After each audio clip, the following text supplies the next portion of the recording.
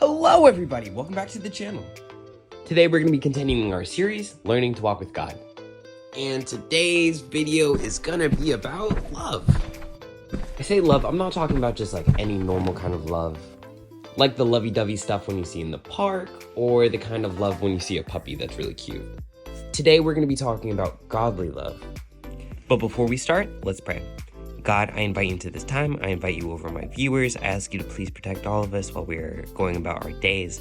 I pray that we have a beautiful time during this video, getting to learn about you and maybe sharing some laughs together. I pray we have an amazing day.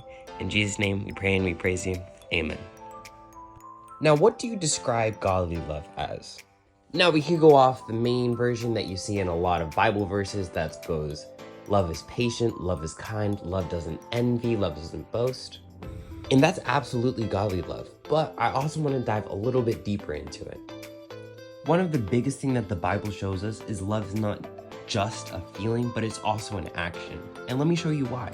God's biggest demonstration of his love for us was simply when he sacrificed his one and only son to die on the cross so that we could live. Now that's great and all, but what does that actually mean? Well, like we talked about in the last video, once sin entered this world, the relationship between us and God was broken. We had become so impure that we couldn't even be in a relationship truly with God in the way that he always intended for us to be. And he craves such a relationship with us. He loves being able to talk with us, hear us, and then even being able to bless us. His favorite thing is to hear from his children, whether that be in us just talking to him, or praising him, or even singing for him.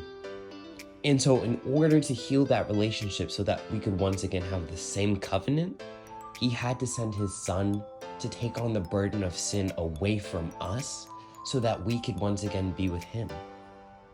Now that's cool and all, but what are some ways that we can even show our love towards God?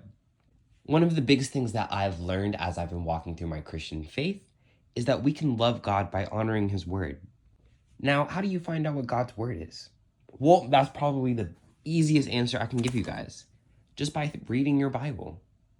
In the beginning was the Word, and the Word was God, and God was the Word. So whenever you just want to read your word, know that you're reading with God. It's a relationship with him, and it's a conversation. He's given us the gift of the Bible so that we can actually read exactly who he is and the beautiful things that not only has he done in the world, but the things that he will do for us. And the more you learn about God and the deeper you go into his word, the more that you will feel his love.